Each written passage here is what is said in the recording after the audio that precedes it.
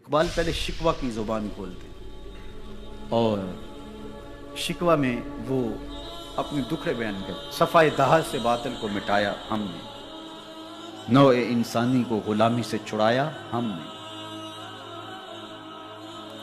تیرے کعبے کو جبینوں سے بسایا ہم نے، تیرے قرآن کو سینوں سے لگایا ہم نے، پھر بھی ہم سے گلہ ہے کہ وفادار نہیں. ہم وفادار نہیں، تو بھی تو دلدار نہیں. لہجہ تلخ ہو گیا، فتویٰ متوجہ ہوا، لیکن جب جواب آیا تو سارا نشہ اتر گیا. لفظ وہی ہیں، صرف صیغہ بدلتا ہے. پہلے تو کہا صفائے دہر سے باطل کو مٹایا ہم نے، رب سے شکوہ کر رہی ہے مشت خاک. اقبال کی زبان بول رہی ہے کہ ہم نے جنگیں لڑی ہیں، ہم نے پہاڑوں کے کلیجے چیرے، ہم نے سمندروں میں گھوڑے ڈال دیے، ہم نے تیرے دین کے لیے کیا کیا نہیں کیا. برستے تیروں میں ہم نے نمازیں نہیں ادا کی، ہم نے کربلائیں نہیں سجائیں، ہم نے کیا کچھ نہیں کیا، اور آج ہم ذلیل ہیں. 56-57 اسلامی ملک کو ذلت و رسوائی کا عالم. تو اقبال شکوہ کو نہ ہوتا ہے.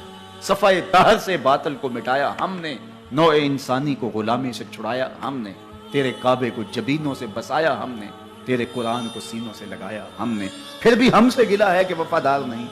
ہم وفادار نہیں، تو بھی تو دلدار نہیں. اب جواب سنو، جواب اب ادھر سے آتا ہے، لہجہ اقبال کا ہے، وہی لفظ ہے، صرف صیغہ بدلتا ہے. آواز آ رہی ہے، صفائے دہر سے باطل کو مٹایا کس نے، نوع انسانی کو غلامی سے چھڑایا کس نے، میرے کعبے کو جبینوں سے بسایا کس نے، میرے قرآن کو سینوں سے لگایا کس نے.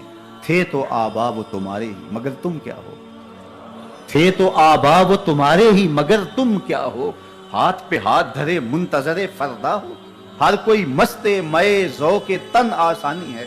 تم مسلمان ہو یہ انداز مسلمانی، حیدری فقر ہے نئے دولت عثمانی ہے. تم کو اسلاف سے کیا نسبت روحانی ہے، وہ معزز تھے زمانے میں مسلمان ہو کر، تم خار ہوئے تار کے قرآن ہو کر. کہا تم نے قرآن کو چھوڑ دیا ہوا ہے، عملاً چھوڑ دیا ہوا ہے. تم نے غلافوں میں لپیٹ کے تو رکھا، خوشبو تو اچھی سے اچھی لگائی، اونچے طاق پہ تم نے قرآن کو سجایا. سچ بتاؤ کبھی کھول کے دیکھا، سچ بتاؤ کبھی قرآن سے پوچھا میں زندگی کیسے گزاروں. بھیڑ بن جائے مشکل بن جائے تو مشاورت کرتے پھرتے ہو، کبھی وکیلوں سے پوچھتے ہو، کبھی ماہرین سے پوچھتے ہو، کبھی کسی سے پوچھتے ہو بتاؤ میں کیا کروں، کبھی قرآن سے بھی پوچھا میں کیا کروں. یہ مصیبت کیوں آئی میرے اوپر، قرآن تو بتا میری کوتاہی کیا تھی. پھر قرآن بتائے گا کہ تو نے رب کا دامن چھوڑا تو آج رسوا ہو رہا ہے.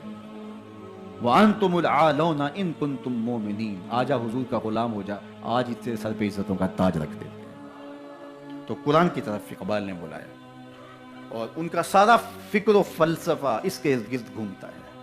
بلکہ میں آپ کو ایک بات بتاؤں، یہ کسی نے نہیں کہی، یہ کتنی بڑی بات ہے. اقبال نے کہا کہ اگر میں نے قرآن کی تعلیمات سے ہٹ کے ایک حرف بھی کہا ہو تو قیامت کے دن حضور کے قدموں کا بوسہ نصیب نہ ہو. حضور مجھے آپ کے قدموں کا بوسہ نصیب نہ ہو اگر آپ کے سینے پہ اتری ہوئی کتاب سے ہٹ کے کچھ کہا ہو.